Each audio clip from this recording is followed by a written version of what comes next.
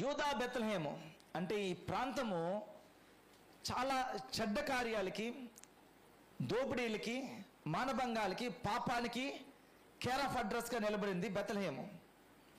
బెత్లెహేంలో మెస్సయ్య పుట్టాడంటే అక్కడ ఆశ్చర్యపోతున్నారు. బెత్లెహేం అనే ప్రాంతం నుంచి ఏదైనా మంచిది వస్తుంది ఏంటయ్యా? అక్కడ మనుషులు చూసావా? వాళ్ళ ప్రవర్తన చూసావా? వాళ్ళ విధానాలు చూసావా? వాళ్ళ వస్త్రధారణ చూసావా?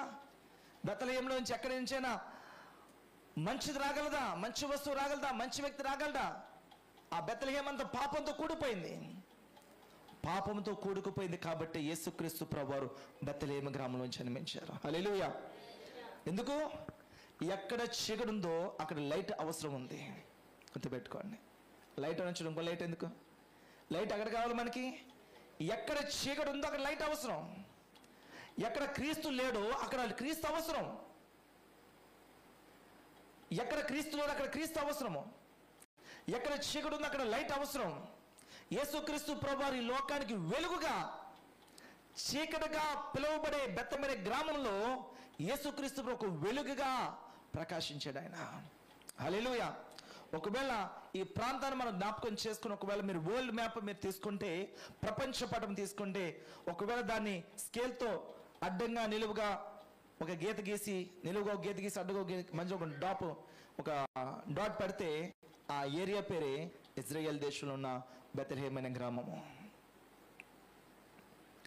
యేసు ప్రభువారు ప్రతి కార్యము కూడా ఒక గొప్ప ఎవిడెన్స్. ప్రతి దానికి కూడా సైన్స్కి చెక్కని సైన్స్ ఇది, సోషల్ చెక్కని సోషల్ ఇది, శాస్త్రవేత్తలు కూడా కనిపెట్టలేని జ్ఞానం ఇది.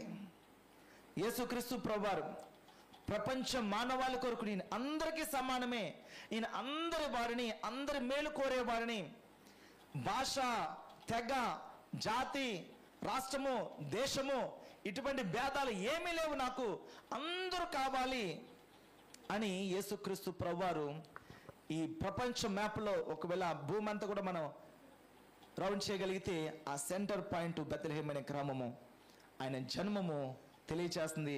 నేను అందరికీ, నేను తూర్పునున్న వారికి, పడవనున్న వారికి, ఉత్తరం ఉన్న వారికి, దక్షిణ ఉన్న వారికి అందరికీ కూడా సమానమైన వాడిని, అందరి క్షేమము ఎరిగేవాడిని, అందరి కొరకు ప్రయాసపడేవాడిని అని యేసుక్రీస్తు ప్రభువారు ఆయన ఈ సత్యాన్ని తెలియచేయడానికి బెత్లెహేము అనే గ్రామంలో ఆయన జన్మించారు. చాలామంది అంటూ ఉంటారు, మన ప్రాంతంలోనే పుట్టచ్చు కదా, మన దేవుడే అయితే, మరి ఆ పక్క దేశంలో అడిగితే ఇలా ఒకటి ఎంతసేపు పడతారు.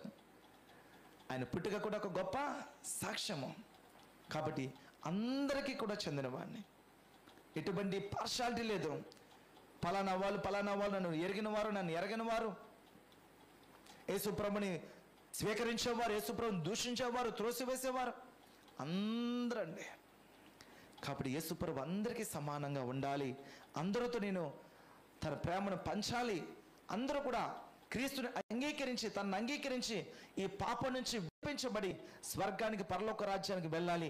అలాగే ఈ లోకంలో దేవుడు ప్రతి ఒక్కరు ఒక యాత్రికులుగా పిలిచాడు. ఇదో యాత్ర, జీవితం అనే యాత్ర. ప్రభు ఈ లోకాన్ని మనల్ని పంపించండి. ఆ యాత్ర యొక్క వివరణ ఏంటో, నిదర్శనం ఏంటో, దేని కొరకు మనల్ని పంపించాడో ఆ యాత్ర మనం తెలుసుకోవాలి. దేని కొరకు భూమి మీద దేవుడు పంపించాడు, ఆ పని మనం చేసి పూర్తి చేసి దేవుడి దగ్గరికి వెళ్ళాలి.